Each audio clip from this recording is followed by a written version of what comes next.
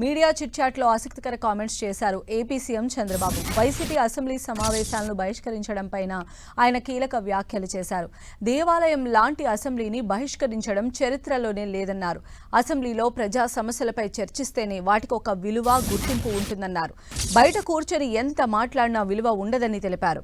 ప్రజాస్వామ్య వ్యవస్థలో అసెంబ్లీ అన్నది అత్యున్నత స్థానమని, అలాంటి వేదికను ఒక పార్టీ 5 ఏళ్లు బహిష్కరించడం తన జీవితంలోనే చూడలేదన్నారు. ప్రజలు సభ్యులను ఎన్నుకునేది వారి సమస్యలపై అసెంబ్లీలో మాట్లాడతారని చెప్పారు. ప్రజాస్వామ్యాన్ని చులకన చేసే గొడ్డలి పార్టీ నాయకుడి రాజకీయాలు అవసరమా అని ప్రశ్నించారు సీఎం చంద్రబాబు.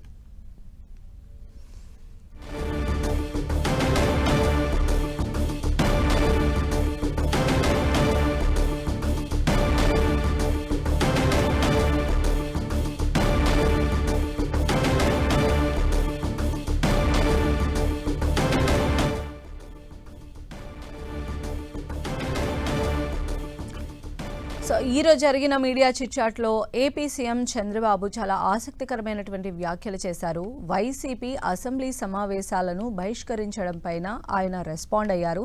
దేవాలయం లాంటి అసెంబ్లీని బహిష్కరించడం చరిత్రలోనే ఫస్ట్ టైం అన్నారు. అసెంబ్లీలో ప్రజా సమస్యలపై చర్చిస్తేనే వాటికి ఒక విలువ, గుర్తింపు ఉంటుందన్నారు. అలాగే బయట కూర్చొని ఎంత మాట్లాడినా ఆ మాటలకు ఎలాంటి విలువ ఉండదని కూడా చెప్పారు. ప్రజాస్వామ్య వ్యవస్థలో అసెంబ్లీ అన్నది అత్యున్నత స్థానమని, అలాంటి వేదికను ఒక పార్టీ 5 ఏళ్లు బహిష్కరించడం తన జీవితంలోనే చూడలేదన్నారు. ప్రజలు సభ్యులను ఎన్నుకునేది వారి సమస్యలపై అసెంబ్లీలో మాట్లాడతారని చెప్పారు. ప్రజాస్వామ్యాన్ని చులకన చేసే గొడ్డలి పార్టీ నాయకుడికి రాజకీయాలు అవసరమా అని ప్రశ్నించారు సీఎం చంద్రబాబు. ఓవరాల్ అప్డేట్స్ మా ప్రతినిధి రవిచంద్ మనకు అందిస్తారు. రవిచంద్, జరుగుతున్న పరిణామాలపై ముఖ్యమంత్రి మీడియాతో చిట్చాట్ చేయడం జరిగింది. అసెంబ్లీ సమావేశాల సందర్భంగా ఆయన అసెంబ్లీ ప్రాంగణంలో తన కార్యాలయం దగ్గర మీడియాతో మాట్లాడటం జరిగింది.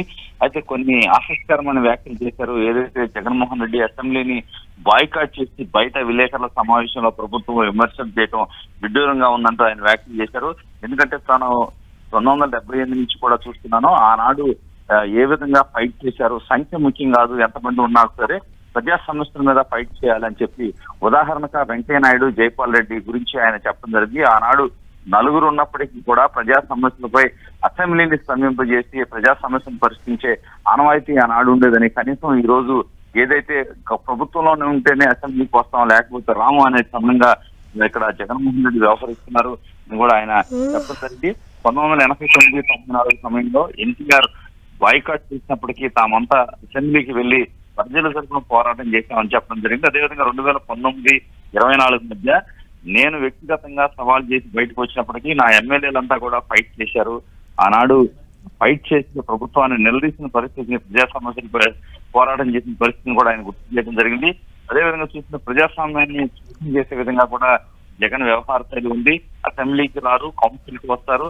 అసెంబ్లీ సమస్యలు అసెంబ్లీలో ప్రస్తావించిన సమస్యలను బయట విలేకరుల సమావేశాలు పెట్టి మాట్లాడటం ఎంతవరకు సభ. ఇక్కడికి వస్తే ప్రజాస్వామ్యానికి దేవాలయం లాంటి సభలు అనేవి అక్కడికి వచ్చి ప్రజా సమస్యను ప్రస్తావించారు. ప్రజల ఓట్లు గెలిచి ఒక పాత్ర ఇచ్చిన తర్వాత ఎమ్మెల్యేగా తమ బాధ్యతను నిర్వర్తించకుండా బయట కూర్చొని అసత్య ఆరోపణలు చేసిన ఎంతవరకు చెప్పమని కూడా ముఖ్యమంత్రి మండిపడ్డారు. అదేవిధంగా గ్రూప్ 1 అక్రమాలు కప్పిపుచ్చుకునేందుకు సభకు రాకుండా బయట కూర్చొని డిఎస్సీపై బురద జల్లుతున్నారని కూడా చెప్తూ ఉన్నారు. అదేవిధంగా చూస్తుంటే బీసీ రిజర్వేషన్ సంబంధించి గతంలో బీసీలకు టీడీపీ అన్ని విధాలు అండగా నిలబడింది. కానీ జగన్మోహన్ రెడ్డి ఆ బీసీ రిజర్వేషన్లకి అన్యాయం చేస్తే మరోసారి ఒక చారిత్రాత్మక నిర్ణయం తీసుకున్నాము, దానికి సర్వత్రా దానికి ఏదైతే ఆ నిర్ణయాన్ని అన్ని వర్గాలు స్వాగతిస్తున్నాయి, ఇది వైసీపీ నాయకుడిని అతని హత్యలను ప్రజలు విశ్వసించట్లేదని కూడా ముఖ్యమంత్రి తీవ్ర స్థాయిలో మండిపడటం జరిగింది. అసెంబ్లీ దేవాలయం లాంటి అసెంబ్లీని అవమానించే విధంగా వీరు వ్యవహరించిన ఎంతవరకు సబబు అని చెప్పి ముఖ్యమంత్రి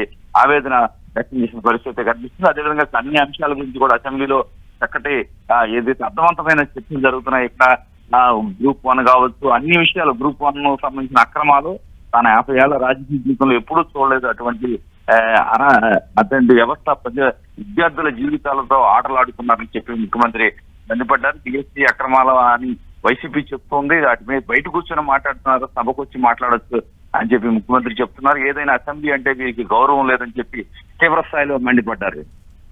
రైట్ రవిచంద్.